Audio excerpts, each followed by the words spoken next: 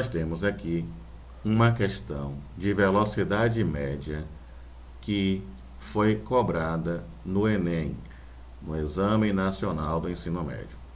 A questão fala: antes das lombadas eletrônicas, eram pintadas faixas nas ruas para controle da velocidade dos automóveis. A velocidade era estimada com o uso de binóculos e cronômetros. O policial utilizava a relação entre a distância e o tempo gasto para determinar a velocidade de um veículo.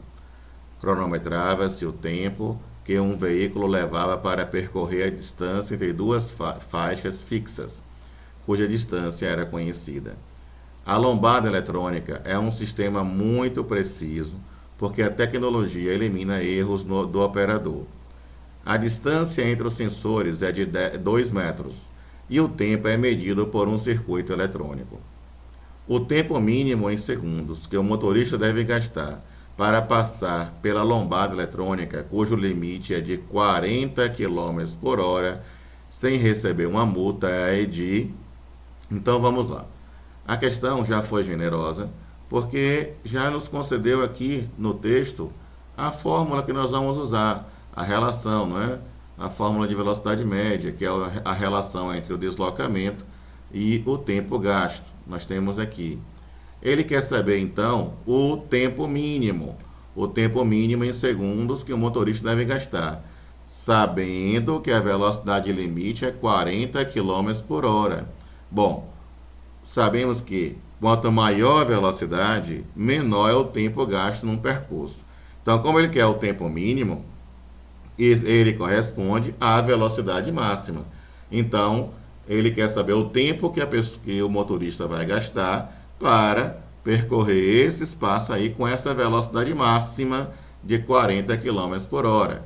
Nós estamos vendo aqui que o deslocamento, ou seja, a distância é de 2 metros. Observem que as unidades de medidas não batem, né? Então, para resolver uma questão de física, você deve ler com calma, separar os dados, anotar, sublinhar o que você acha mais importante, tá? Ver se precisa ou não converter as unidades de medidas, isso é muito comum, ainda mais nesse assunto de velocidade média. E, por último, você vai se preocupar com a fórmula. A fórmula é o último item da sua lista. Então, nós temos aqui, olha lá, sabendo que 40 km por hora equivale a 11,1 metros por segundo. Por quê? Porque para transformar a velocidade de km por hora para metros por segundo é só dividir o valor por 3,6.